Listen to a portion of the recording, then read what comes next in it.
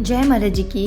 हे सतगुरु कृपा कर दो, योग्य हम बन जाएं, जन्मों से भटके हम इस बार संभल जाएं, साधना के पथ पर हम अच्छे साधक बन जाएं, इस जन्म में नवयुग के हम भी दृष्टा बन जाएं, इस जन्म में नवयुग के हम भी दृष्टा बन जाएं। श्री के दिव्य वचन है, जब साधना में बैठो तो इस प्रण के साथ कि अपने आराध्य को एकाग्र श्वासों के सुंदर पुष्पों से बनी हुई माला अर्पित करेंगे। यह प्रण ही तुम्हें तुम्हारी हर श्वास को प्रभु चिंतन में एकाग्र करने की प्रेरणा देगा।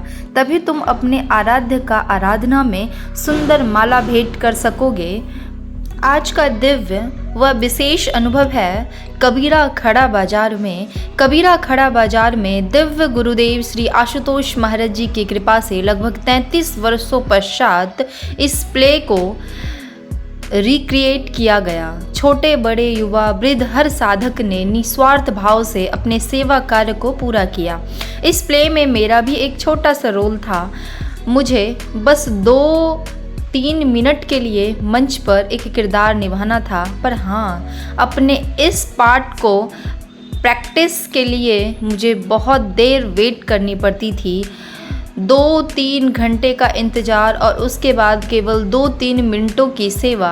एक पल के लिए तो मन में यह विचार आया, बताओ इतनी छोटी सेवा के लिए मेरा कितना टाइम वेस्ट, समय बर्बाद हो जाता है। यह विचार आया और चला गया। लेकिन ऐसा गलत विचार मन में आना भी गलत ही है।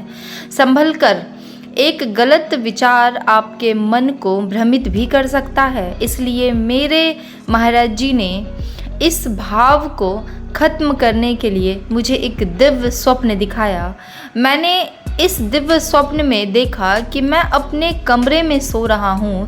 तभी गुरु महाराज जी की जोर से आवाज़ आई, जल्दी उठो, तुम्हारा फ़ोन बज रहा है। महाराज जी की आवाज़ को सुनते ही मैं एकदम से उठ गया। मेरा फ़ोन घर के ड्राइंग रूम में पड़ा हुआ था। मैं जैसे ही वहाँ पहुँचा तो देखा कि सच में मेरा फ़ोन बज रहा था। फ़ोन उन प्रचारक दीदी का था जो प्ले को कोऑर्डिनेट कर रहे थे। मैंने फ़ोन उठाते ही कहा, जय महाराज जी की दीदी। तरुण, मैं तुमसे बहुत निराश हूँ। प्ले में जिसका कोई डायलॉग नहीं, जिसकी केवल बैठने की सेवा है, क्या उसकी सेवा कोई मायने नहीं रखती?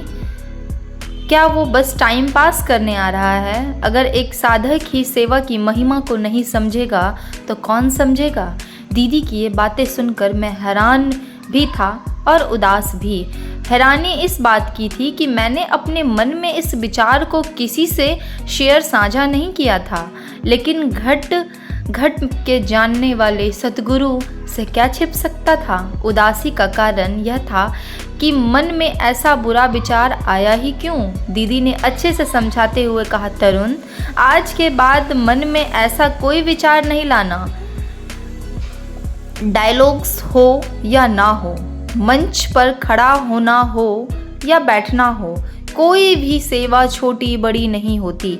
सेवा तो सेवा होती है। जिस समय आप सेवा के लिए अपने घर से निकलते हैं, उसी समय से आपका सेवा का टाइम शुरू हो जाता है।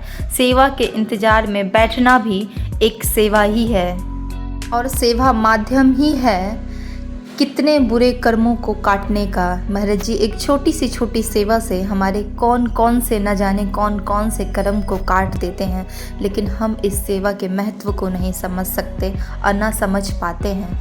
बस महाराज जी की जो भी आज्ञा मिले हमें वो हमेशा फॉलो करना है और निरंतर ध्यान साधना करनी है। अगर ऐसी ही दिव्य अनुभूति आप लोगों के जीवन में घटती है तो दिव्य ज्योति जागृति संस्थान अंतः अनुभूति हेल्पलाइन नंबर पे अपने अनुभवों को रजिस्टर जरूर कराएं और डेली के आने वाले अनुभवों को जरूर पढ़ें, या सोशल मीडिया प्लेटफॉर्म या कहीं से भी आपको अगर अनुभव मिलता है उसे ज़रूर पढ़ें और अपने रिलेटिव्स को भी शेयर करें, ताकि इस ज्ञान का प्रचार प्रसार जन जन तक पहुंच पाए। जय महाराज जी की सभी को। छल और दंभ की पैनी धार करती मन पर तीक्ष्णवार, ईर्ष्या द्वेष की ज्वाला से मचा है जग में हाहाकार। कर दो सरल प्रभु सभी को, मन की हर जटिलता हर लो, पाषाण हुए मानव हृदयों को गुरुदेव फिर से चेतन कर दो, गुरुवर फिर से चेतन कर दो। आप सभी को भी ये इन्फॉर्मेशन मिल ही गई होगी कि दिव्य ज्योति जागृति संस्थान द्वारा श्रीमद् भागवत कथा ज्ञान यज्ञ का आयोजन होने जा रहा है। कथा व्यास है साध्वी सुश्री कालिंदी भारती जी और यह कथा 16 से 22 दिसंबर 2023 दोपहर 1 बजे से सायं 5 बजे तक होगा और कथा स्थल है चंपा देवी पार्क निकट पैडलेगंज, जिला गोरखपुर, उत्तर प्रदेश। आप सभी इस कथा में जरूर सम्मिलित हों और अगर आपके रिलेटिव इस एड्रेस पे रहते हैं, गोरखपुर में रहते हैं, जहाँ भी ये कथा होने वाली है उसके नियर बाय भी अगर रहते हैं तो आप उनको ये इन्फॉर्मेशन ज़रूर दें कि इस कथा का लाभ उठा पाएँ, क्योंकि ऐसी कथा बार बार नहीं होती है। बस हमारा यही लक्ष्य है कि यह ज्ञान का प्रचार जन जन तक पहुंच पाए और आप लोग भी अगर रहते हैं गोरखपुर के इस एरिया में तो आप लोग भी इस कथा में ज़रूर सम्मिलित हों। जय माता जी की।